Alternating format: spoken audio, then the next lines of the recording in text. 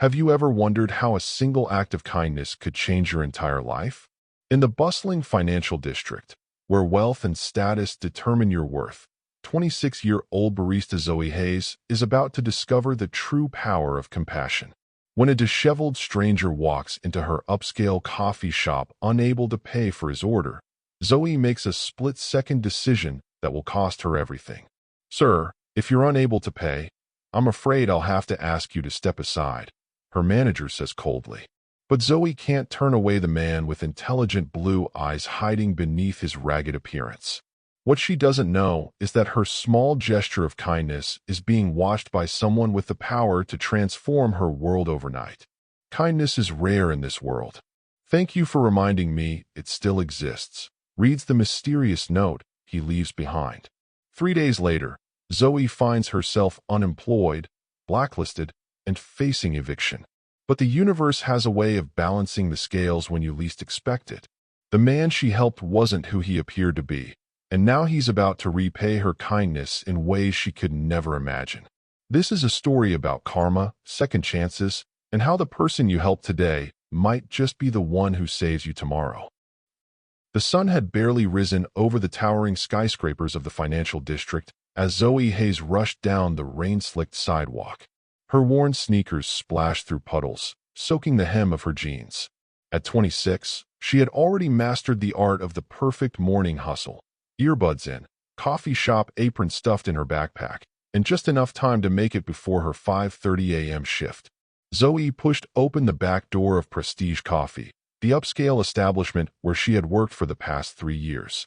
The familiar scent of freshly ground beans welcomed her as she slipped into the employee bathroom to change.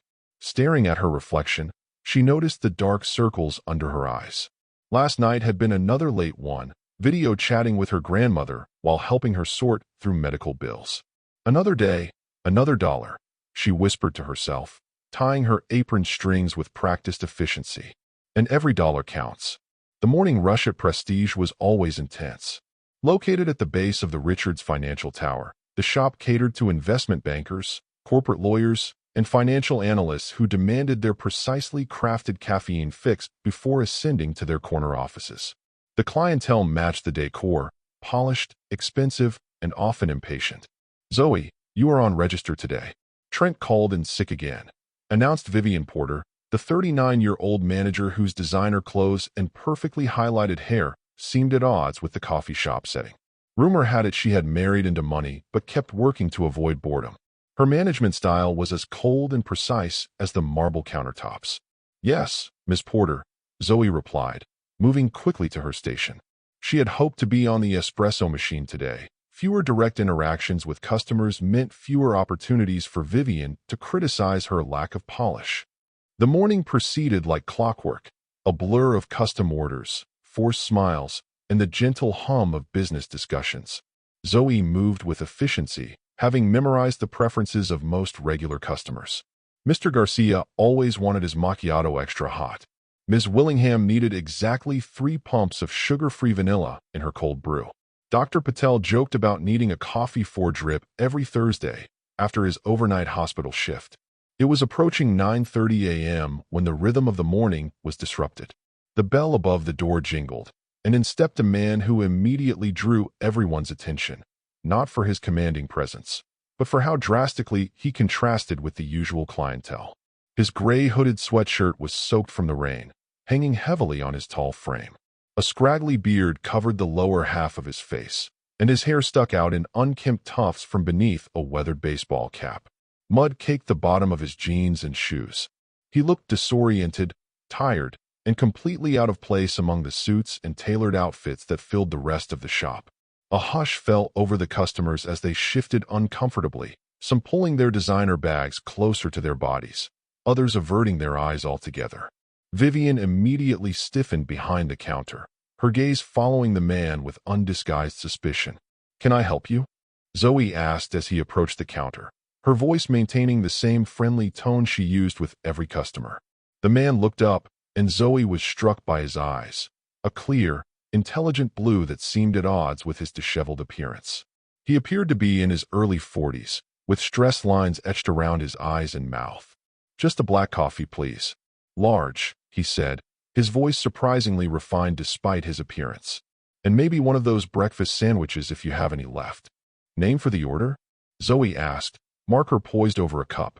William, he replied with a small smile. As William reached for his wallet, his expression changed to one of confusion, then panic. He patted his pockets with increasing urgency, checking and rechecking every possible location. I seem to have misplaced my wallet, he said, his voice dropping to a whisper. The embarrassment was plain on his face as he looked back toward the door. I must have dropped it somewhere in the rain, or I'm sorry for wasting your time. Several customers in line behind him made no effort to hide their annoyed sighs. A woman in a crisp pantsuit loudly cleared her throat. Vivian stepped forward, a practiced customer service smile masking her disdain. Sir, if you're unable to pay, I'm afraid I'll have to ask you to step aside. We have paying customers waiting, Vivian said, her tone professional but icy. William nodded, his shoulders slumping forward slightly as he turned to leave. Something about his dignity in the face of embarrassment touched Zoe deeply. Before she could second-guess herself, she had already made her decision. Wait, Zoe called out. She reached into her pocket and pulled out her own debit card, quickly swiping it through the reader. I've got this one. William turned back, surprise evident on his face. You don't have to do that. It's fine, really, Zoe insisted, already preparing his coffee. Everyone forgets their wallets sometimes. She could feel Vivian's disapproving glare burning into her back, but chose to ignore it. Instead, she focused on adding an extra breakfast sandwich to the bag, the one she had brought from home for her own lunch. When she handed the order to William, their eyes met briefly. Thank you, he said with such genuine gratitude that it made the inevitable lecture from Vivian worth it. This means more than you know. Don't mention it, Zoe replied with a warm smile.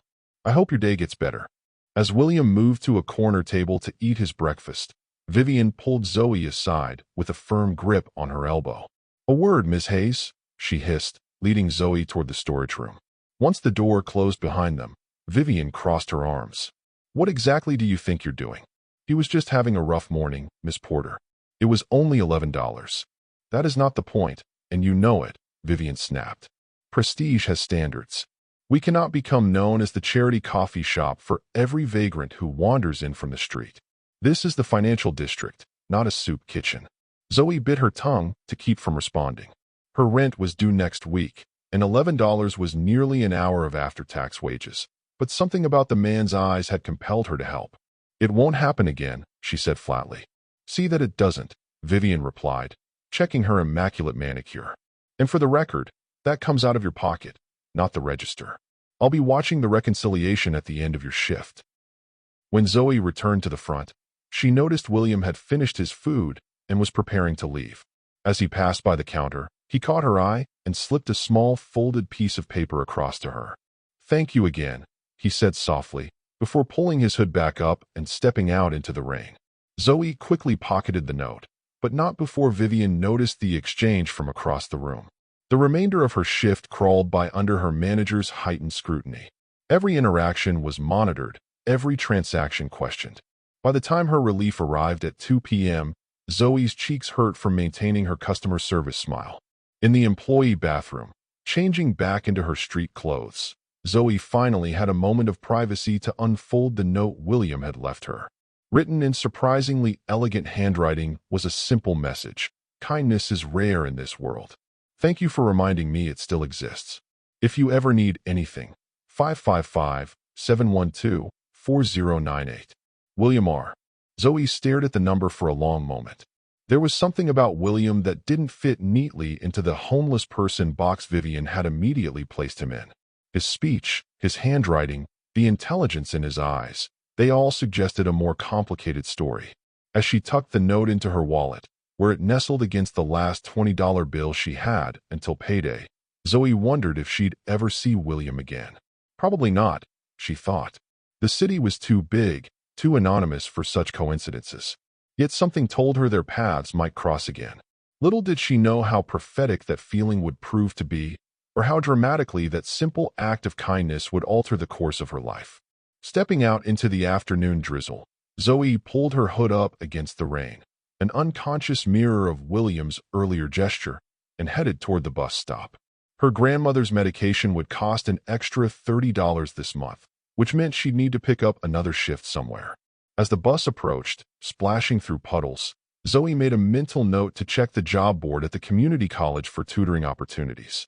She was so lost in budget calculations that she barely noticed the sleek black car idling across the street, or the man watching her from the tinted back window, a man whose appearance now bore little resemblance to the disheveled coffee shop customer she had helped just hours before. Inside the luxury vehicle, William Reed typed a message on his phone to his assistant. "I want everything we can find on Zoe Hayes from Prestige Coffee, and schedule a meeting with our legal team regarding the acquisition. I've made my decision about the management structure." As the car pulled away from the curb, William glanced back at the young woman waiting in the rain. Sometimes, he reflected, the true character of a business could be judged not by its profit margins or market share, but by the smallest interactions between its employees and those they believed held no power. And Zoe Hayes had just passed a test she never knew she was taking. The week following her encounter with William brought nothing but trouble for Zoe. It began with small things. Vivian reassigning her to the 4 a.m. prep shift 3 days in a row, then criticizing her for looking tired. Next came the impossible standards. Tables not cleaned quickly enough, drinks not prepared to exact specifications, and customer interactions deemed too casual for Prestige's upscale image. "Is everything all right?" asked Dominic, a fellow barista who had worked at Prestige for 5 years. At 31, he had perfected the art of flying under Vivian's radar while still being kind to his coworkers. "Vivian seems to have it out for you lately." Zoe sighed as she restocked coffee sleeves. "Ever since I paid for that guy's coffee last week, she's been watching me like a hawk. I swear she times my bathroom breaks." Dominic glanced around to make sure Vivian wasn't nearby. "Just keep your head down for a while. She'll find someone else to torment eventually." But Vivian's scrutiny only intensified. By Wednesday, Zoe noticed something odd. Her tips seemed lighter than usual. Prestige's wealthy clientele tipped well, and she typically walked away with at least $40 after a full shift. Yet for the past few days, her envelope had contained barely $20. "Did tips drop for everyone this week?" she asked Talia, her roommate who worked the afternoon shift. Talia furrowed her brow. "No, mine have been normal. Actually, Tuesday was really good. That hedge fund group left a 50 just for me." A suspicion began forming in Zoe's mind, but she pushed it away. Surely Vivian wouldn't stoop to stealing employee tips.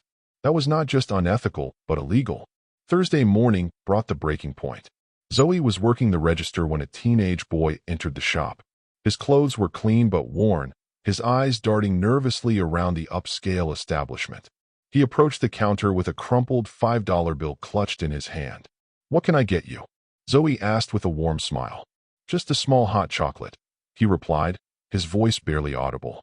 "I have an interview at the bookstore next door." Zoe could tell he was nervous, probably his first job interview. As she prepared his drink, she noticed the day-old pastries that would be thrown out at closing. Making a quick decision, she slid one into a bag and placed it beside his hot chocolate. "Good luck with your interview," she said, handing him the items. "The pastry is on the house." The boy's face lit up. "Really? Thank you so much." As he turned to leave, Vivian emerged from the back office. Her gaze moved from the pastry bag in the boy's hand to Zoe's face, her expression hardening into a mask of barely contained fury. "Ms. Hayes, my office." "Now." Zoe's stomach dropped as she followed Vivian to the small office tucked behind the storage room. Vivian closed the door with deliberate slowness before turning to face her. "Would you care to explain why you're giving away company property without authorization?" Vivian asked, her voice dangerously quiet. "It was just a day-old pastry," Zoe explained. "We throw them out anyway. The kid has a job interview." "That is not your decision to make," Vivian interrupted. "First, you pay for vagrants out of the register." "I used my own card for that," Zoe protested. "Do not interrupt me," Vivian snapped. "Now you're giving away product. What's next? Free coffee for everyone who looks sad? This is a business, not your personal charity project." Zoe took a deep breath. "With all due respect, Ms. Porter, that pastry would have been in the trash in 6 hours. Corporate policy actually encourages us to reduce waste." "Enough," Vivian cut her off. "While we're discussing policy violations, Perhaps we should talk about your recent pattern of register discrepancies. Zoe felt her blood run cold. What discrepancies? My drawer has balanced every shift. Vivian opened a folder on her desk, pulling out what appeared to be transaction records. According to these reports, there have been several instances of cash shortages during your shifts in the past 2 weeks. That's impossible, Zoe stated firmly. I triple-check my drawer at the end of every shift. You sign off on the balance yourself. Perhaps I've been too trusting, Vivian replied coldly. But the numbers don't lie. Between these discrepancies and your unauthorized giveaways, I'm afraid Prestige Coffee can no longer continue your employment. The room seemed to tilt around Zoe. You're firing me? Over a pastry that was going in the trash. I'm terminating your employment due to multiple policy violations and suspected theft, Vivian clarified, her tone clinical. You'll receive your final paycheck minus the cost of inventory shortages. Please leave your apron and name tag on the desk. This is wrong, and you know it, Zoe said, her voice shaking with a mixture of anger and disbelief. I've never stolen anything in my life. Yet the register shortages coincidentally began around the same time you started giving away free items, Vivian countered. Clean out your locker and be out within 15 minutes, or I'll call security. In a daze, Zoe untied her apron and placed it on the desk along with her name tag. As she turned to leave, a thought suddenly struck her. The tip envelopes, she said, turning back to face Vivian.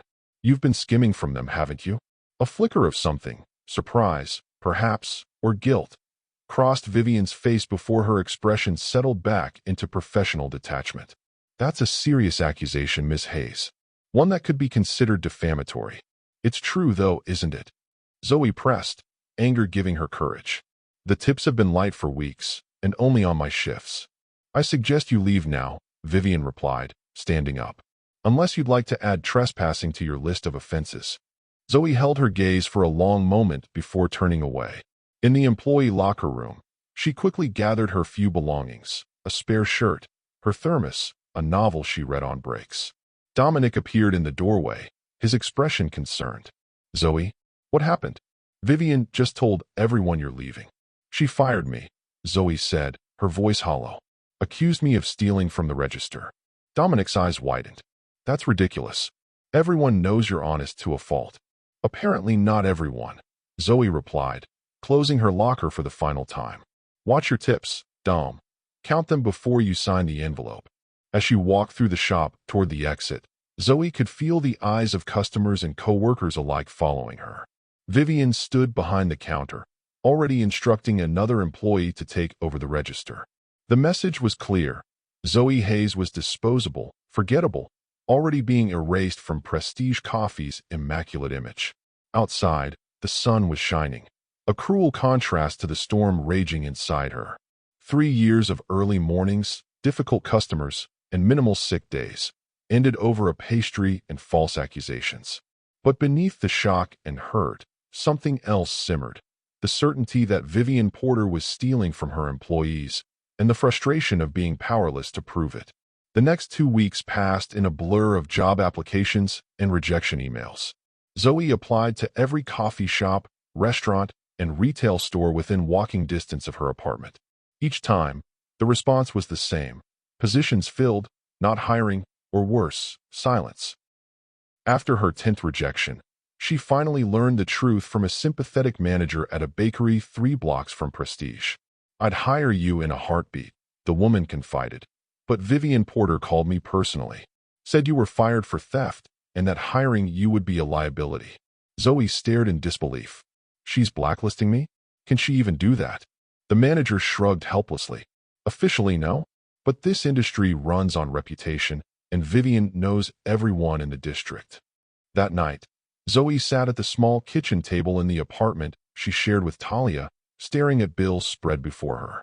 Rent was due in 3 days. Her grandmother's medication needed to be refilled next week.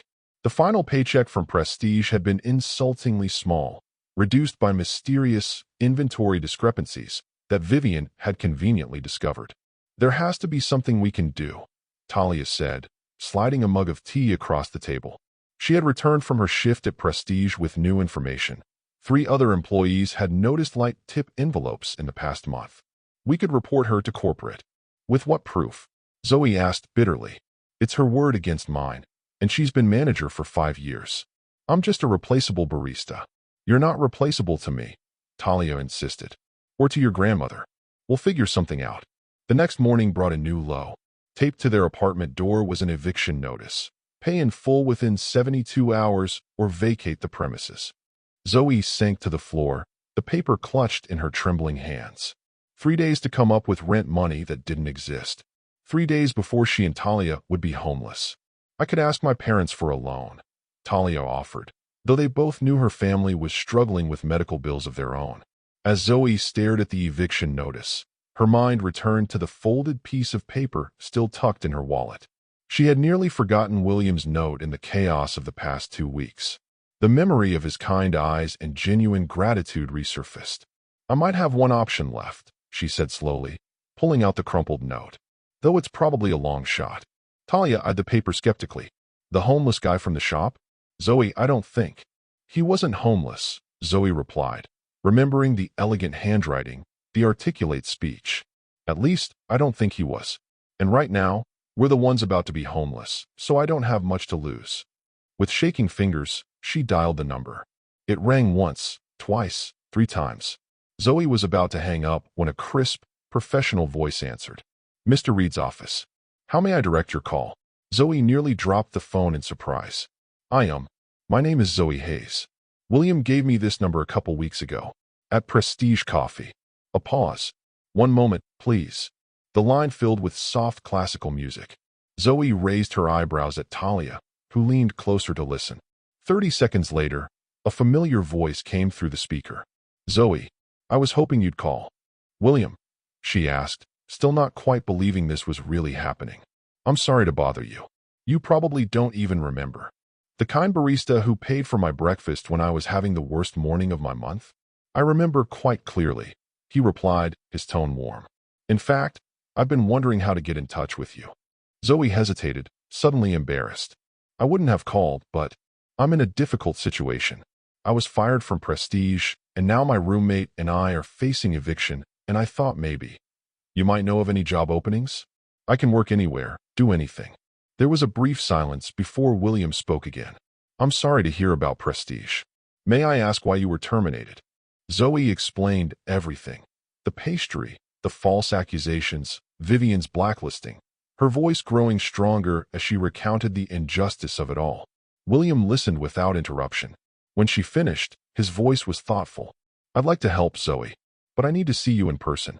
Can you come to 1458 Harrington Tower, penthouse office, tomorrow at 10 a.m.? Zoe scribbled down the address. I'll be there. Thank you, William.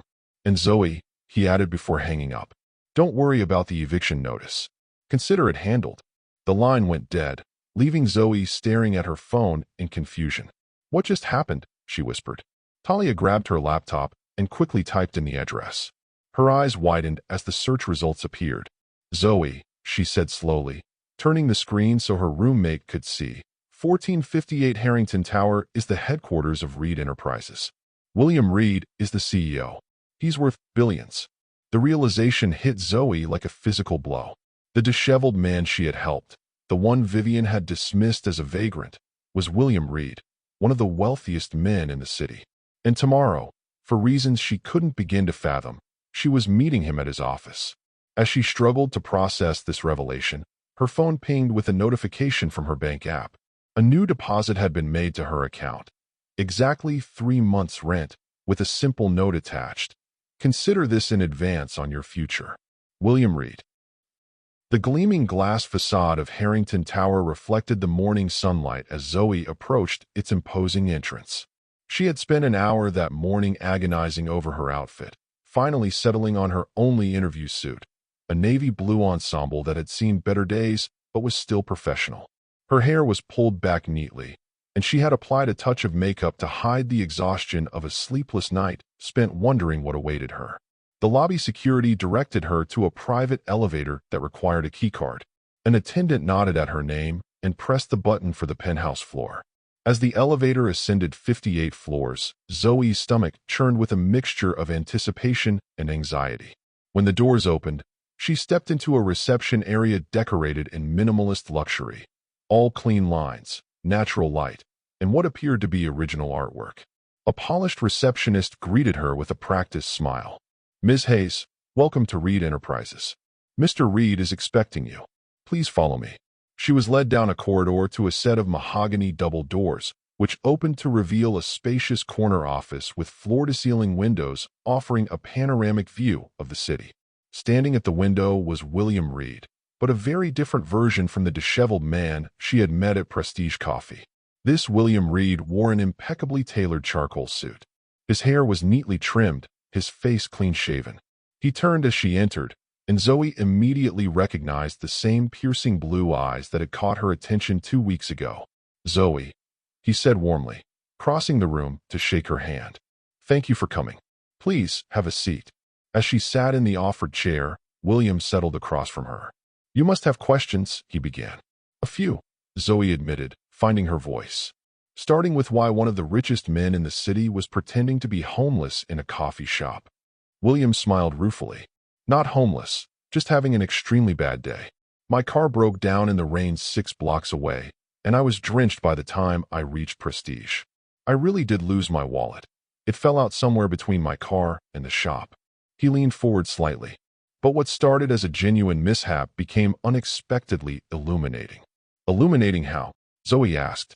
"I was there to finalize my company's acquisition of Prestige Coffee," William explained. "We've been quietly purchasing upscale coffee chains across the country, and Prestige was the final piece. I wanted to experience the customer service firsthand before signing the papers, but I never anticipated my appearance would create such a revealing test of character." He stood and walked to his desk, picking up a tablet. "Your manager, Vivian Porter, showed me exactly how Prestige treats those they consider beneath them. But you," he turned to look at Zoe directly, "you showed me something else entirely." William handed her the tablet. On the screen was a security camera image from Prestige, showing Vivian opening the tip envelopes at the end of a shift, removing bills, and then resealing them. "After our encounter, I had my team look into the management practices at all Prestige locations," William continued. "What we found at your shop was particularly troubling. Ms. Porter has been skimming employee tips for at least 7 months." Zoe stared at the evidence, vindication mixing with anger. "I knew it," she whispered. "There's more," William said, taking the tablet and swiping to a new image. "This is from the day you were fired." The security footage showed Vivian at the register after hours, removing cash and adjusting the day's sales records. "She was stealing from the register and blaming it on me," Zoe realized, her voice tight with indignation. "She set me up." "Precisely," William confirmed. "As of yesterday morning, Vivian Porter has been terminated from Prestige Coffee. The company's security team escorted her from the premises, and the evidence has been turned over to the proper authorities." Zoe absorbed this information, the justice of it warming her from within. "Thank you for telling me. At least no one else will suffer from her theft." "That's actually why I asked you here," William said, returning to his seat. "The acquisition of Prestige Coffee was finalized yesterday. I now own the company, including your former workplace, and I find myself in need of a new manager for that location." Zoe's eyes widened. "You want me to manage the shop?" "I want someone who understands that how we treat people matters, regardless of their appearance or social status," William stated. "Someone who demonstrated that value even when they thought no one important was watching." He smiled. "Though I must warn you, I'm particularly demanding about the quality of my morning coffee." I don't know what to say," Zoe stammered. "Say yes," William encouraged. "The position comes with a significant salary increase and full benefits." He named a figure that made Zoe's breath catch. "Plus, I believe there are some back tips you're owed." 3 months later, Prestige Coffee had been transformed.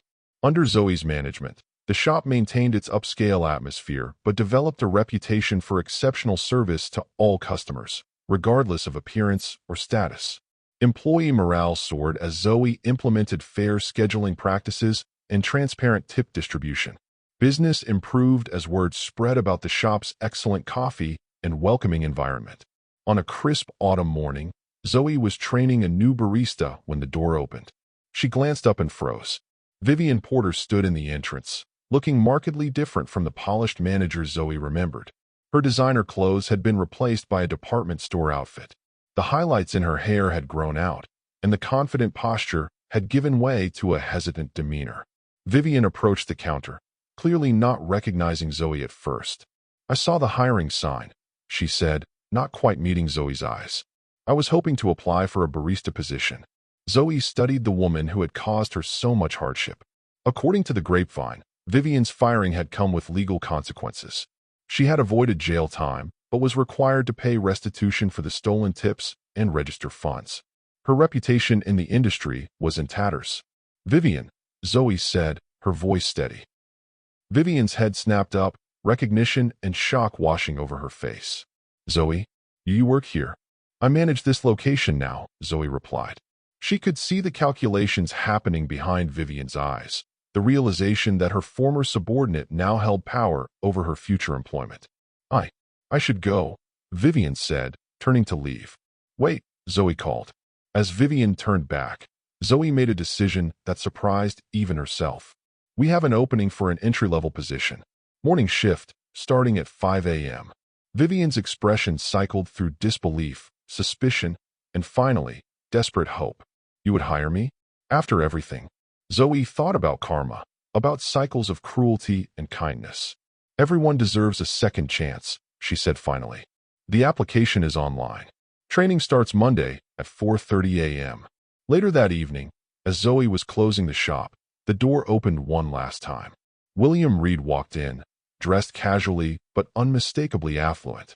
"I heard you made an interesting hiring decision today," he said, settling into a chair as Zoe prepared his usual black coffee. "Word travels fast," Zoe commented, bringing his drink to the table and sitting across from him. "I have my sources," William replied with a smile. "Are you sure it's wise? She did try to destroy your career." Zoe considered the question. "Maybe not wise, but right.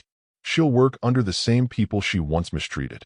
She'll learn what it means to be at the bottom rather than the top.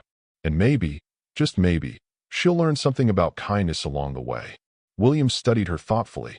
"You continue to surprise me, Zoe Hayes."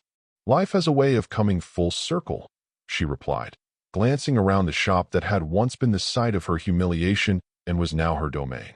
"Who knows? In some alternate universe, I might have been the one who needed a second chance someday." William raised his coffee cup in a toast. "To karma," he said, "and to the unexpected ways it works through people who choose kindness when no one is watching." As they clinked cups, Zoe reflected on how a single moment of compassion had altered the trajectory of her life. One simple choice, made without expectation of reward, had set in motion events she could never have imagined. And somewhere in the city, Vivian Porter was preparing for her first day as a barista, about to begin her own journey of unexpected consequences and, perhaps, redemption.